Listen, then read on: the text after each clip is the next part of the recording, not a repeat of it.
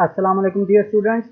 आज के लेक्चर में हम बात करेंगे वर्टिब्रेट्स के अंदर लोकोमोशन के बारे में कि इससे पहले हम बात कर चुके हैं कि इनवर्टिब्रेट फाइला के अंदर लोकोमोशन कैसे होती है, उनके अंदर क्या क्या मैकेनिज्म्स हैं जिसके ज़रिए से ऑर्गेनिज्म मूव करते हैं। तो आज हम बात करेंगे वर्टिब्रेट्स में। वर्टिब्रेट्स में सबसे पहला ग्रुप आता है फिशेस का, और फिशेस के बारे में आपको पता है कि ये स्विम करती हैं पानी में, और स्विमिंग की लोकोमोशन वॉकिंग या फ्लाइंग से बहुत ज़्यादा मुख्तलिफ है।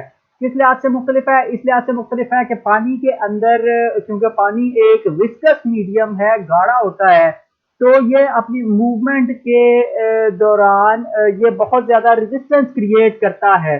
तो उस रेजिस्टेंस को ओवरकम करने के लिए अगर चौड़ी भद्दी सी बॉडी होगी तो उसकी वजह से बहुत ज़्यादा प्रेशर जनरेट होगा, और उस प्रेशर की वजह से, रेजिस्टेंस की वजह से बॉडी मूव नहीं कर पाएगी। तो उसके लिए फिर बॉडी को बहुत पतला और लंबा सा होना पड़ता है। इस पतले लंबे से स्ट्रक्चर को, जैसे मछलियां पतली लंबी सी होती हैं, इस शेप को हम कहते हैं स्ट्रीमलाइंड बॉडी। तो इनकी बॉडी स्ट्रीमलाइंड होती है, जैसे नदी के किनारे पत्थर पड़े हुए होते हैं और वो पतले गोल से होते हैं, तो वैसी इनकी शेप होती है। टेपर्ड एट एंड्स हैं, और उसकी वजह से जब पानी आगे से आता है तो वो साइडों से आसानी से गुजर जाता है, और ड्रैग या फ्रिक्शन जो है वो कम हो जाती है, जिसकी वजह से बॉडी आसानी के साथ पानी में मूव कर सकती है। बॉडी से साइड पे कोई बहुत ज्यादा चीजें निकली नहीं होती, सिर्फ फिन्स होते हैं, और फिन्स भी आमतौर पे इस तरह से डिजाइंड होते हैं कि वो फ्रिक्शन को कम से कम करें। जितनी तेज फिश स्विमर होगी उतनी ही उसकी बॉडी स्ट्रीमलाइंड होगी, या दूसरे अल्फाज में जितनी अच्छी तरह से बॉडी स्ट्रीमलाइंड होगी फिश उतना तेज स्विम कर सकेगी।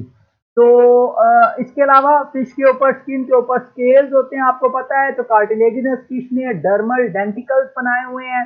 इसके अलावा बोनी फिश की बॉडी के ऊपर भी स्केल्स होते हैं। तो इन स्केल्स के ऊपर म्यूकस या ऑयल के जरिए से उनको मॉइस्ट रखा जाता है, और उनकी शेप वगैरह ऐसी होती है कि वो पानी के अंदर फ्रिक्शन को रिड्यूस करने में हेल्प करते हैं और ज्यादा अच्छी तरह से लोकोमोशन में असिस्ट करते हैं।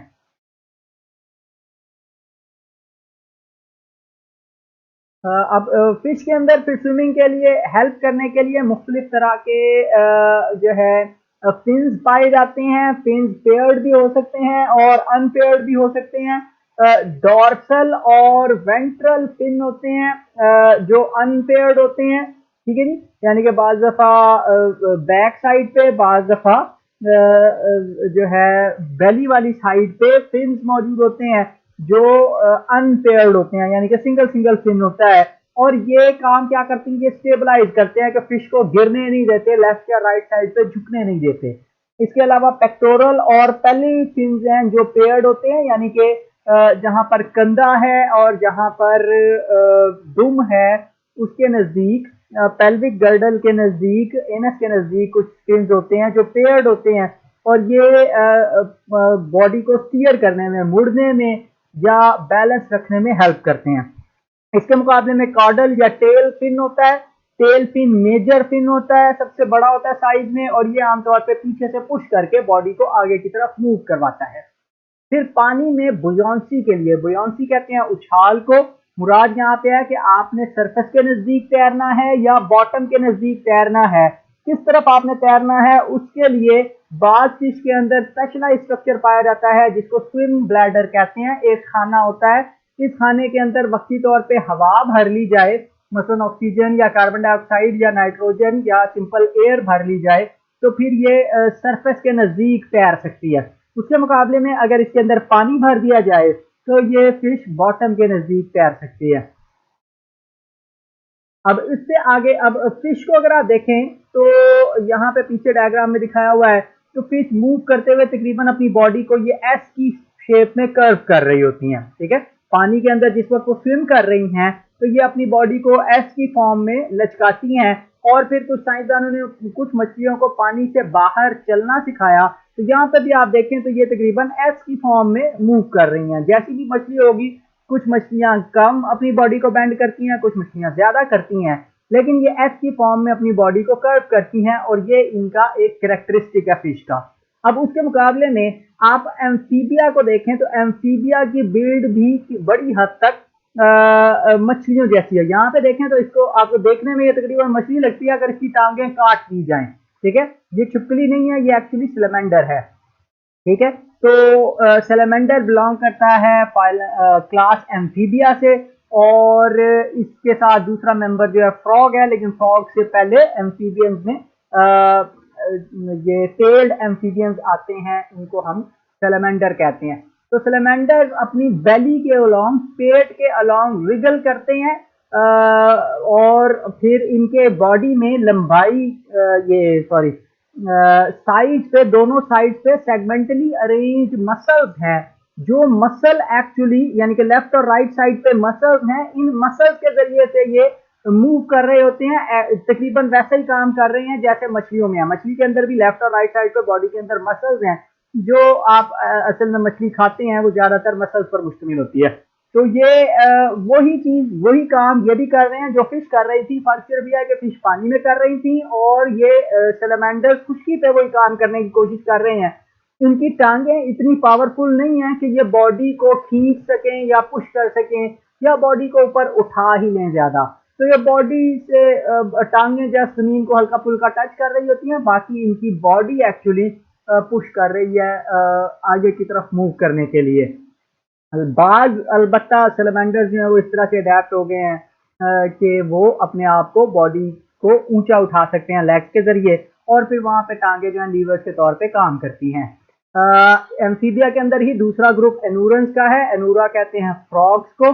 तो अब फ्रॉग्स के अंदर स्केलेटन रिलेटिवली स्पेशलाइज्ड हो गया है लैंड के ऊपर। अब आपको पता है एम्फीबियंस वो मेंबर्स हैं जो पानी से निकल के खुश्की के ऊपर आए थे, तो फिर फ्रॉग रिलेटिवली बेहतर अडाप्टेड हैं खुश्की पे रहने के लिए। अंडे बच्चे जो है पानी नहीं देते हैं, लेकिन फिर भी खुश्की पे ज्यादा वक्त गुजार सकते हैं।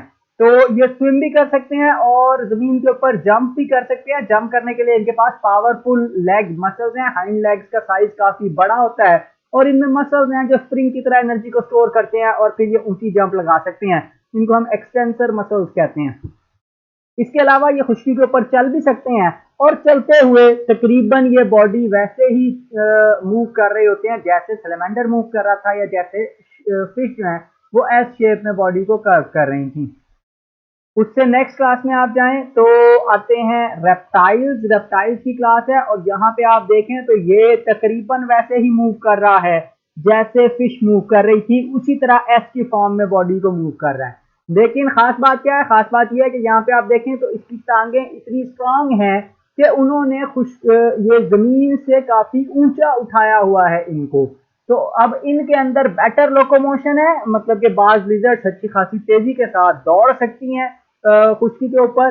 तो एम्फीबिया की निस्बत इनका स्केलेटन ज्यादा इवॉल्व हो चुका है, खुश्की खुश्की पर रहने के लिए अडेप्टेड है, और ये एक्चुअली इन्होंने एम्फीबियन एंसेस्टर से ही स्केलेटन लिया था, लेकिन उसको ज्यादा हार्ड कर दिया है। उसके अंदर बोन ज्यादा मोटी हैं, इसको हम कहते हैं ऑसिफाइड हैं, ज्यादा अच्छी हड्डियां हैं, और ज्यादा सपोर्ट प्रोवाइड करती हैं, बॉडी को लिफ्ट कर सकती हैं, बॉडी को पुश कर सकती हैं, जिसके जरिए ये तेजी से चल सकते हैं। तो रेप्टाइल्स फिर वॉक भी कर सकते हैं खुश्की पे, और रन भी कर सकते हैं। प्लस इनके पास सर्वाइकल वर्टिब्री, जो पहली दो वर्टिब्री हैं एटलस और एक्सिस, जो गर्दन की हड्डियां हैं वो इस तरह से चेंज हुई हैं कि अब ये अपनी गर्दन को घुमा सकते हैं। इससे पहले फिश थी या एम्फीबिया थे, तो अगर उन्होंने पीछे मुड़ के देखना है कि क्या है तो वो मुड़ नहीं सकते थे, तो वो घूमना पड़ता था उनको मुकम्मल तौर पे पीछे। उसके मुकाबले में अब रेप्टाइल्स के अंदर ये एबिलिटी आ गई है कि वो अपनी गर्दन को घुमा सकते हैं, और जब गर्दन घुमा सकते हैं तो फिर ये एबिलिटी उन्होंने आगे अपने बच्चों में यानी बर्ड्स और मैमल्स में भी पास ऑन कर दी थी। ठीक है जी। तो अब रेप्टाइल्स के अंदर फिर इसके अलावा एक और तरह की लोकोमोशन जो बड़ी हैरानकुन होती है वो पाई जाती है स्नेक्स में। तो स्नेक्स के अंदर क्या है कि स्नेक की पूरी बॉडी में रिब्स होती हैं, और काफी ज्यादा वर्टिब्री हैं और काफी ज्यादा रिब्स हैं, और इन रिब्स के दरमियान में पावरफुल मसल्स हैं, और इन मसल्स की अटैचमेंट है एक्चुअली ये मसल्स बॉडी के नीचे जो स्केल्स हैं, ऊपर वाले स्केल्स अगर आप देखें तो ये छोटे छोटे से हैं, नीचे वाले स्केल्स बड़े बड़े हैं, और तो इन बड़े बड़े स्केल्स को ये मसल्स मूव करवाते हैं, जिसकी वजह से ये मूव कर सकती हैं खुश्की के ऊपर। इसी तरह एक और मेजर एडवांसमेंट जो इन रेप्टाइल्स ने की, आज के रेप्टाइल्स तो ज्यादातर ऐसा नहीं करते, लेकिन पुराने जमाने में रेप्टाइल्स ऐसा कर रहे थे, वो क्या था, वो बाइपीडलिज्म थी कि वो दो टांगों के ऊपर चल सकते थे चार टांगों के बजाय।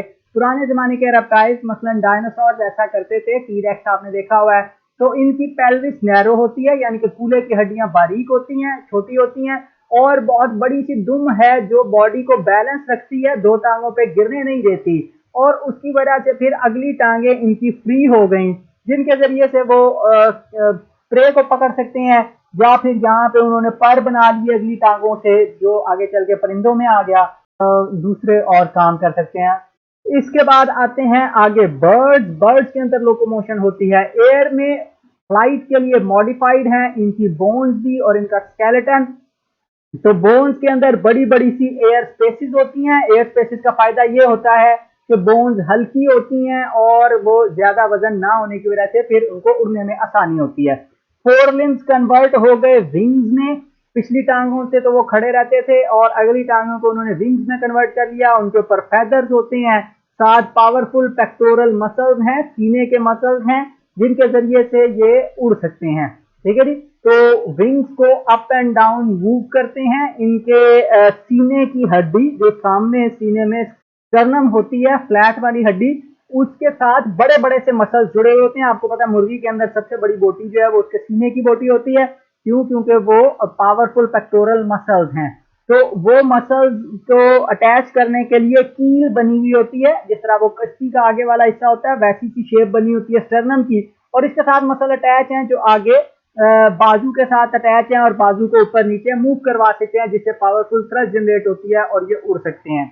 इसके अलावा इनकी बॉडी कवर्ड होती है फेदर्स में। फेदर्स के मल्टीपल फायदे हैं। एक तो फेदर्स ब्रॉड सरफेस एरिया देते हैं जो विंग्स को चाहिए उड़ने के लिए। इसके अलावा फेदर्स, जैसे आपने चूजे के ऊपर देखे होंगे, तो वो चूजे की बॉडी के ऊपर फेदर्स क्या काम कर रहे हैं, वो एक्चुअली बॉडी को वार्म रखते हैं। छोटी सी बॉडी बड़ी जल्दी ठंडी हो सकती है, तो उसको वार्म रखने के लिए फेदर्स हेल्प करते हैं। और फिर ये बॉडी के ऊपर जो फेदर्स कवर्ड है उसकी वजह से ये वार्म ब्लडेड भी हैं और आसानी के साथ बॉडी को हीटेड रखते हैं, जिसकी वजह से फ्लाइट के लिए एनर्जी मिल जाती है। अब हवा में लोकोमोशन करनी है तो वहां पे भी मसला यह है कि हवा फिर ड्रैग क्रिएट करती है, फ्रिक्शन क्रिएट होती है वहां पे। तो उसके लिए भी इनकी बॉडी बड़ी स्ट्रीमलाइंड है, जैसे जहाज के पर होते हैं वैसी इनकी बॉडी है, और बड़े स्मूथ फेदर्स हैं जो हवा को आसानी के साथ हवा उनके ऊपर से कट करके मूव करती है, जिसकी वजह से ये आसानी के साथ उड़ सकते हैं। ठीक है। फ्लाइट के दो मोड्स होते हैं। एक को हम कहते हैं पैसिव फ्लाइट, जिन इलाकों में हवा तेज चल रही होती है तो वहां पर परिंदे आमतौर पर आपने देखा होगा कि वो सिर्फ पर सीधे रखते हैं और फड़फड़ाते नहीं है। मतलब चीलों को आपने देखा होगा कि जब वो ऊंची आसमान में उड़ रही हो तो वहां पर वो परों को फड़फड़ाती नहीं है, वहां पे हवा तेज है तो खाली हवा को वो अपने विंग्स को एक एंगल पे रख के वो ऊपर भी उठ सकते हैं और नीचे की तरफ भी आ सकते हैं। तो हवा खुद ही लिफ्ट जनरेट कर रही होती है। इस तरह की मूवमेंट को हम ग्लाइडिंग कहते हैं, या इसको हम पैसिव फ्लाइट कहते हैं कि इसमें एनर्जी नहीं लग रही। उसके मुकाबले में जो परिंदे साइज में छोटे हों या ऐसी जगह पे रहते हो जहाँ पे हवा उतनी उतना ज्यादा प्रेशर या लिफ्ट जनरेट ना करती हो, तो वहां पर परिंदे मुसलसल अपने पर फड़फड़ा रहे होते हैं, विंग्स को फ्लैप करते हैं, और उसकी वजह से ये हवा को नीचे की तरफ पुश करते हैं, जिसकी वजह से ये खुद ऊपर उठे रहते हैं, और इसको हम एक्टिव फ्लाइट कहते हैं। इसके बाद आते हैं मैमल्स। मैमल्स के अंदर सबसे एफिशिएंट सपोर्ट का सिस्टम है, बड़ा स्ट्रॉन्ग इनके पास स्केलेटन है, और ये डिफरेंट मोड्स ऑफ लोकोमोशन के लिए बना हुआ है। तीन मोड्स हैं जिनके दरमियान डिफरेंस आपको पता होना चाहिए। प्लांटीग्रेड लोकोमोशन है। प्लांटीग्रेड कहते हैं अपने पाँव के तलों पे चलने वाले को। तो पाम यानी कि पाँव का तला, रिस्ट, डिजिट्स जो है वो ग्राउंड के ऊपर होती हैं, यानी कि यहाँ पे सारी हड्डियां जो है वो ग्राउंड के ऊपर फैली हुई हैं उंगलियों समेत। ठीक है। तो मंकीज में, एप्स में, मैन में इस तरह की लोकोमोशन होती है, प्लांटीग्रेड लोकोमोशन होती है। उसके मुकाबले में दूसरी तरह की लोकोमोशन डिजिटीग्रेड है। डिजिटीग्रेड सिर्फ डिजिट्स पे चलते हैं, यानी कि उंगलियों के ऊपर चलते हैं, और ये प्लांटीग्रेड की निस्बत रिलेटिवली तेज भाग सकते हैं। इनके अंदर बाज डिजिट्स, मतलब अंगूठा जो है वो खत्म हो चुका होता है, एग्जाम्पल है डॉग, कैट या बेयर्स वगैरह, रीछ वगैरह। इनके अंदर आप देखें तो ये देखें तो यहाँ से पाँव शुरू हो रहा है, ठीक है, और ये इनका अंगूठा है। लेकिन क्या है कि जो हमारा हथेली वाला या तले वाला हिस्सा है उसको इसने जमीन से ऊपर उठाया हुआ है, सिर्फ उंगलियां जमीन के ऊपर रखी हुई है, तो कम हिस्सा टच कर रहा है जमीन को, जिसकी वजह से रिलेटिवली तेज भाग सकते हैं। उसके मुकाबले में तीसरी तरह की लोकोमोशन होती है अंगुली ब्लेड लोकोमोशन। और यहाँ पे क्या करते हैं, ये वाले ऑर्गेनिज्म मूव करते हैं टिप ऑफ टोज पे, यानी कि उंगलियों की भी टिप पे। उंगलियां भी इन्होंने तला भी ऊपर उठा लिया है, उंगलियां भी ऊपर उठा ली है, उंगलियों की सिर्फ टिप जमीन के साथ टच कर रही है। और ये पाई जाती है डियर में, गोट में या हॉर्स वगैरह के अंदर। और ये सबसे स्विफ्ट टाइप ऑफ लोकोमोशन है। यहाँ पे जमीन के साथ सिर्फ उंगलियों की टिप टच कर रही है, ये उंगली का बाकी हिस्सा है और ये तले वाला हिस्सा है, सारा कुछ जमीन से ऊपर उठाया हुआ है इन्होंने।